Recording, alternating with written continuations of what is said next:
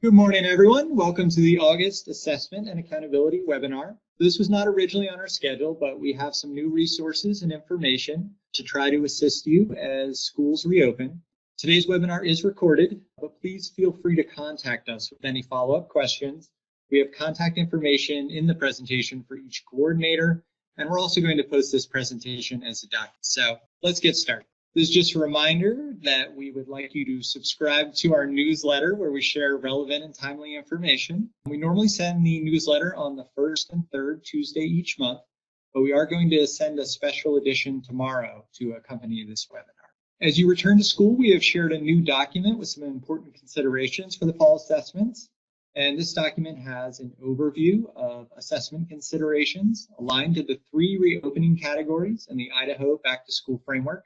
Remote administration supplements, where those are relevant to this assessment, and parent and family guides for remote administration. We also have an accompanying video vignette available at the link that's available here. So that's just some background and overview for everything. Now let's turn to some more specific information.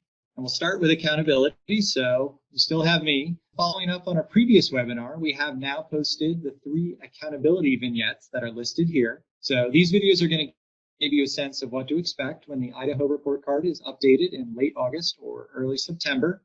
And now I'm going to turn it over to Ayaka to talk about graduation rate. Hi everyone, this is just a reminder that the cohort graduation rate preview application is still open all year long. Please make sure to visit the preview application to validate the list of graduates.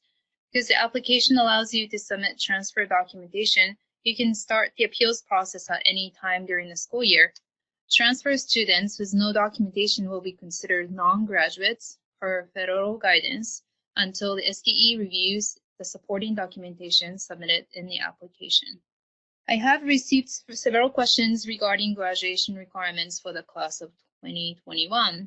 We'd like to clarify them here as we'd like the schools and students to have the correct expectation going into the 2020-2021 school year. For the record, this is as of today, and the requirements may change in the future. At the March 23rd special board meeting, State Board of Education voted to make a possible rulemaking exemption from the 2021 college entrance exam grad requirement. The exemption has not been finalized by the State Board of Education, and there has not been any discussion of waiving the senior project for the class of 2021. That means both requirements have not been waived.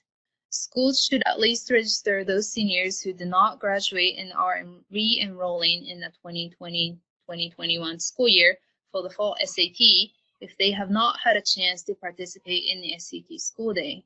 Finally, our virtual fall 2020 Roadshow will include an overview of the graduation rate to help you understand how it is calculated and the process for submitting appeals. I'll turn this over to Andrew. Hello, Idaho. Andrew Bennett here to give you some ELPA updates and reminders to start the 2020-2021 school year. An updated version of the English Language Support Services Identification Procedure for use during extended school closures has been posted on the ELPA webpage. The procedure outlines how districts can conditionally identify provisional Ls for English Language Support Services prior to being formally screened. The updated version incorporates the use of the newly released WIDA remote screener tool, so LEAs can make a determination on whether to provide LIEP services prior to administering the KWAPT or WIDA screener. Again, this guidance should only be used when students cannot physically be in attendance to take either the WIDA screener or kindergarten WAPT.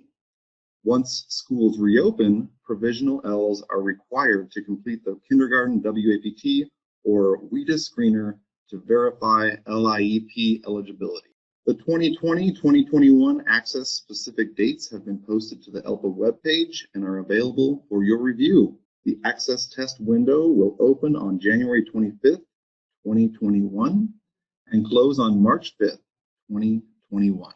So write those dates down. 2020-2021 is an access recertification year. District test coordinators and school test coordinators can and should review test administrator training and certification records by selecting the Account Management and Training Status tile within the WIDA Secure portal. This application lists the training records for district staff who have completed the required trainings for each of the grade level sessions.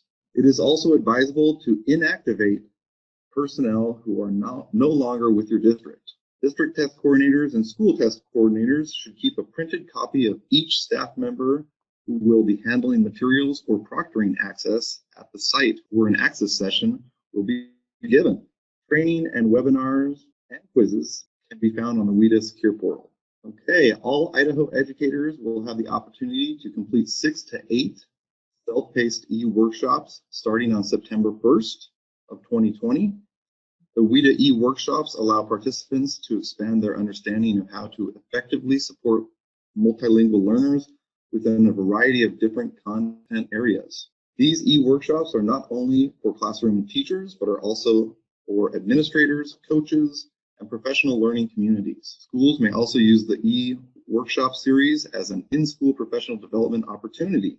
To get started, a participant will first need a WIDA Greener Portal account. WIDA district test coordinators can set up accounts for district personnel. Once signed into the WIDA Secure Portal, select the WIDA Learning Center tile to select a desired topic of interest.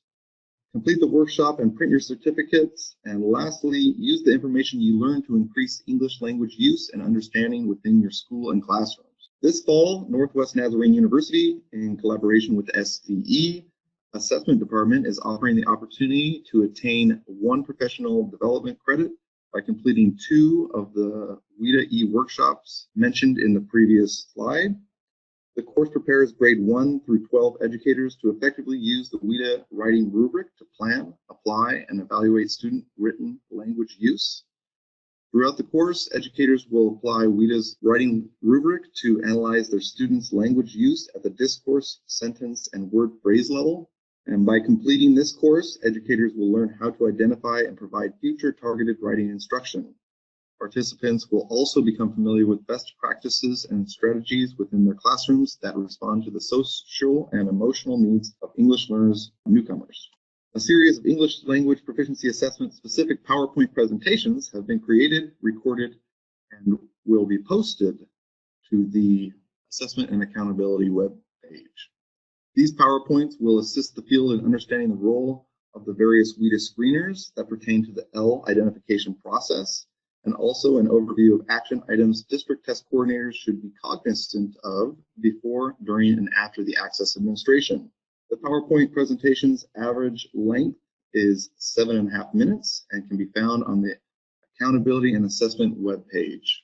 The WIDA webinar series has been posted on the ELPA webpage under the Training tab. Below is information on the upcoming webinars through September 2020. Specific WebEx webinar links are embedded into the titles below. Here is a tip, and to help you save time to get these dates on your calendar, under Webinar section of the Training tab, you may import the information, including the webinar links, into your specific school calendar. Select the green floppy disk icon and then choose what calendar to import to your calendar. And now we will hear from Chandler. Hello everyone, Kevin Chandler here. Just a few updates with ISAT. First up are the ISAT Interims. Those are going to be available for remote administration. We have a couple of guiding documents posted at the links shown. Go ahead and access those, find out how you can remotely administer the interim assessments. Next up, a couple of important updates. Our TIDE system is now available for the 2021 school year. Remember that DCs are going to be required to upload a file indicating new users or a user that need to be removed from the system. All passwords have been cleared out for the new school year, so when you log in to the ISAT system for the first time, you're going to be required to set a new password. Also wanted to point your attention to the new practice tests that are available. They are available for ELA and math, and they're going to be available through the ISAT portal. We will also have some science practice tests, and those are going to be available on September 1. As you're planning to administer those new interim assessments, make sure that you take the TA certification course that's now available. If you're going to be proctoring or administering any kind of assessment, whether it be interims, summatives, you will need to make sure that you take that TA certification course prior to being able to facilitate a test session. So be sure to log in and take that certification course. It just takes a couple minutes. Also, we will have some interim tests available on August 24th. Those are going to be available for ELA, math, and science. In addition to all the other interims that we had last year, we are going to have a new interim assessment available this year. It's called the shortened ICA, or the SICA. That's going to be available for grades 3 through 11. We will have some more information on the portal posted about this new interim comprehensive assessment. Also want to draw your attention to the new system that we'll be launching soon. It's going to be called reporting. And all of the summative ISAT data and all of the interim data is going to be available in the new reporting system beginning on August 24th. Now, I also wanted to mention that the online reporting system, or ORS, is the old system, and that's going to be going away in September. So all of the new data that you have for previous summative administrations or interim assessment administration are going to be housed in the reporting system that's going to be going live on August 24th.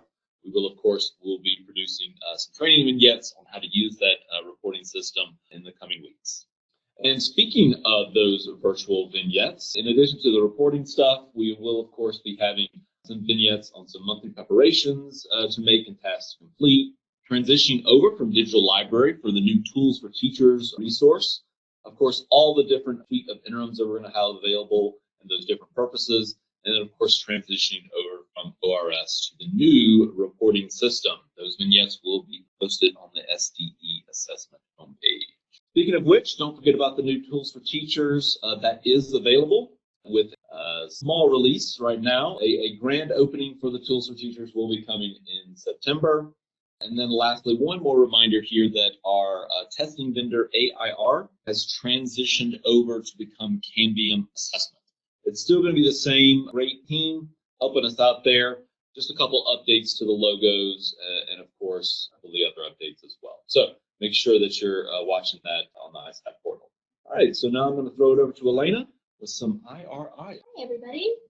Some information to share with you regarding IRI. The fall administration window is open. Testing window opened on Monday, the 10th of August, and will remain open through Friday, the 25th of September. Please remember that training is required prior to the administration of the fall IRI. Also want to bring to your attention some information regarding remote IRI administration. That can be found on the ISDE's Fall 2020 Assessment Considerations document. Kevin Whitman and Kevin Chandler also mentioned. For your training needs, you're going to want to reference the new updated 2020-2021 Test Administration Manual for IRI. Some important updates to bring to your attention include rostering, support, and information that can be found on page 5. We've outlined some new procedures for documenting test incidents related to the IRI on pages 12 and 13. We've added some specific guidance for the administration of IRI to students with low incidence disabilities, including students who are deaf and hard of hearing and blind or visually impaired. Those references are going to be pages 23 through 38. Some additional information that you need to know. Access to scheduling IRI on-demand assessment during the state testing window has changed for 2020-2021. Only manager-level users can schedule on-demand assessments during an active state testing window. Additionally, no more than 2 on-demand subtests can be assigned during a state testing window. We're going to ask that you use the SDE test incident log to request an IRI assessment reset when more than 2 subtests are impacted by an incident. You're going to want to refer to that test administration manual for additional information. Some important updates to know regarding iStation. iStation has made improvements to the phonemic awareness subtest, so thank you to all of you in the field who provided feedback that led to those improvements. You're also going to see an updated iStation login page beginning in mid-August. Also new to our system is the ability to access system status site information as well as sign up for a system status email. This will help you know when there are updates coming, if there are any system functioning problems. You can access that email or that site by going to status.istation.com or logging in and going to your profile. For the 2020-2021 professional development vignette, there are 2 options for IRI. The first is an online training course for teachers. This is the 2nd year we'll be offering the IRI implementation mini-series. This does have graduate credit available through NMU and is offered through the Edmodo platform in 2 sessions, as a fall course, September through December, or as a spring course, January through May. If you have teachers who are interested in signing up for this course, please watch the newsletter for the course code to log into Edmodo and get signed up. You can also reach out to myself and I can provide the code. Secondly, those virtual professional development vignettes, those will be pre-recorded and posted on the SD assessment page. You'll have access to IRI 101 with information for new teachers on how to get started. There'll be a vignette to highlight the IRI accessibility features, as well as a vignette on how modeling within IRI can support administration. I'm going to pass it back over to Ayaka. Hi everyone, I'm back here. Thank you everyone for participating in our SAT PSAT flexibility update webinar last Tuesday, and thank you Taylor for posting it on our YouTube channel. If you're interested in what we discussed last Tuesday, please follow the link above. The video talks about the college entrance exam admission requirements, changes in the makeup and alternate assessment dates, and some great discussions with the College Board and the SAT coordinators. We are updating the FAQ document based on the conversation, and it will be posted this week on our website. As I indicated in the last webinar, we now have a coordinators page. From our college entrance exam page, you can click on the coordinator planning link on the right-hand side, and it will take you to the coordinators page, or you can use the direct link posted on this webinar slide. This was discussed Tuesday's webinar, so I'm going to quickly cover the changes in the testing dates. This was released on July 31st. We now have September 23rd as the SAT school day option. The SAT makeup day was moved to October 27th from October 28th. For PSAT NMSQT school day, we now have October 17th as an option, which is Saturday. The alternate day for PSAT NMSQT school day was moved to October 29th from October 28th. This was to accommodate schools with split schedule. We have outlined possible date combinations on this screen. I'm working on a to-do list for coordinators as the College Board is finalizing their planner. But in the meantime, let me cover what is coming up. First, please make sure to update or complete the intake form. If you have not done so, or if your schedule has changed due to the change in testing dates, I'm posting a testing schedule on our website. You can view yours and other schools' schedule for verification and collaboration purposes.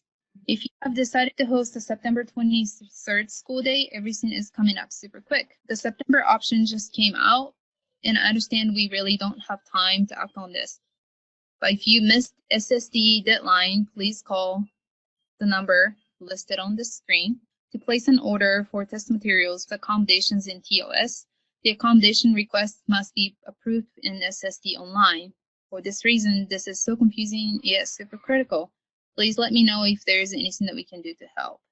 If you're keeping the October SAT PSAT school day, please submit accommodations in EL 50% extended time requests in SSD online by August 25th and order test materials in TOS by September 16th. If you want to host the SAT school day only on October 27th, the makeup day, you will still need to follow the same timeline.